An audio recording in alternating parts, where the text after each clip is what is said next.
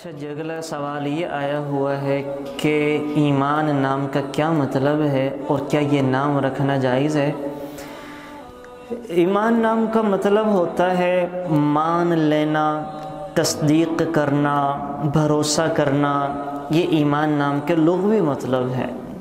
और ईमान तो एक कैफियत का नाम है जो अल्लाह ताला किसी एक अच्छे इंसान को तौहीद और रिसालत के इकरार करने की शक्ल में अता फरमाते हैं। कैफियत हैं। हदीस जिब्रील जो बड़ी मशहूर है, मल ईमान या रसूल अल्लाह सल्लल्लाहु अलैहि वसल्लम, तो हुजूर ने जो फरमाया था अन तअबुदल्लाह का अन तुमिन बिल्लाहि व मलाइकतिहि व कुतुबिहि व रसूलिहि, ये जो सारी हम जिसे ईमान मुफस्सल ईमान मुजमल पढ़ते हैं, तो ये इसके अंदर जो चीज़ें आई, इन कैफियत का नाम ईमान है। तो लुग़वी मतलब मैंने बता दिया, मान लेना, एतमाद करना, भरोसा करना।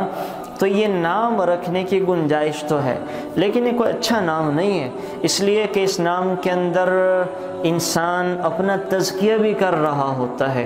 और अल्लाह ताला कुरान करीम में फरमा रहे हैं फ़ला तुज़क्कू अनफुसकुम, अपने नफ्सों को पाकीज़ा बनाकर मत पेश करो, यानी अपना तज़किया मत कहो कि मैं पाक हो चुका हूँ और बिल्कुल साफ़ सुथरा हूँ। तो अल्लाह ताला इस अंदाज़ में अपने आप को पेश करने को मना फरमाते हैं। तो चूँकि इस नाम के अंदर ये शाइबा पाया जा रहा है, तो मेरी तो राय यही है कि ये नाम नहीं रखना चाहिए।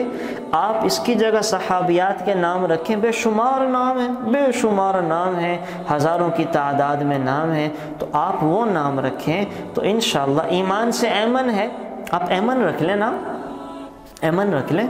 तो ईमान जो है वो रखना तो जायज़ है, लेकिन ना रखना बेहतर और अफजल है। मेरी नज़र में तो ये है, मैंने आपको जिक्र कर दिया।